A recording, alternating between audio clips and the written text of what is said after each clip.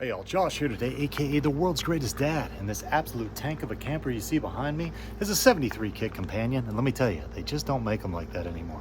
But we do have one issue. The old water pump finally went kablooey, and we can't pump no water anymore. No worries though, because we got on the old interwebs, picked ourselves up this SeaFlo replacement water pump, and today you can follow along as we unbox this thing, install it, make sure it works, and see if it might be a good option for you as well. So with that being said, let's get it. So let's go ahead and start at the beginning, shall we? When you pick this thing up, it's going to come to you in a box just like this. Let's get her opened up and see what we're working with. So we got her all unboxed, and here's everything you're going to get when you pick this up. We got some customer support information, of course your instruction and user manual, warranty information. Then you're also going to get yourself 2 of these 1/2-inch barbed hose adapters, as well as a mesh inlet strainer. And there is our diaphragm pump as well. Now this product does come with a limited 4-year service warranty. Just make sure that you do register the product within 120 days of your purchase. Now the instruction manual on this thing is fairly skimpy, not a ton of stuff on this, but since this is basically just a quick replacement, I'm doubting I'll have many issues. Now we definitely got many years of use out of this old pump, but the point of failure happened right here due to my error when I didn't bleed this thing completely dry when I winterized it. A little bit of water in there, expanded when it froze, and there we have our breakage. Now one thing I will say with this SeaFlo pump is that it can run dry without damage.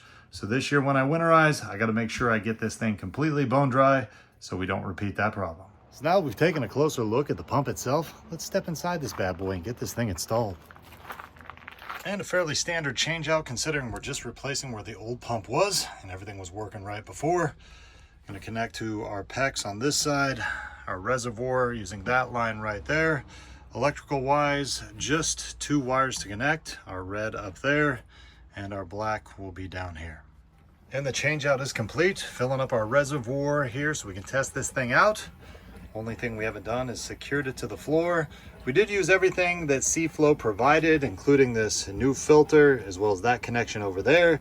The only one we left off the old one was this, which was already attached to this PEX, just because I didn't want to switch that PEX out. All right, y'all, moment of truth. Let's turn this thing on, see what happens.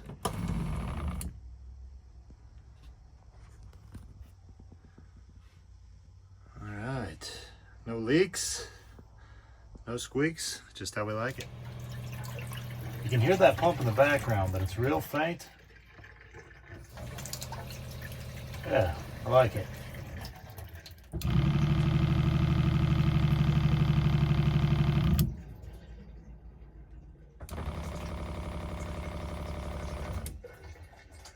Now, a couple other things you should know about the SeaFlo diaphragm pump. Number 1, the flow rate is going to be 3 gallons per minute, and it has a 45 PSI pressure setting. So there you go, that's pretty much everything you need to know about the SeaFlo automatic demand diaphragm pump.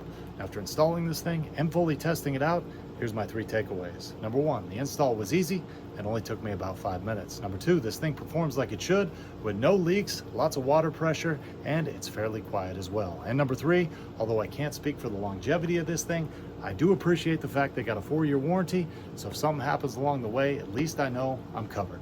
So for those reasons and more, I'm gonna give this thing a world's greatest dad thumbs up and say, go out and get you one.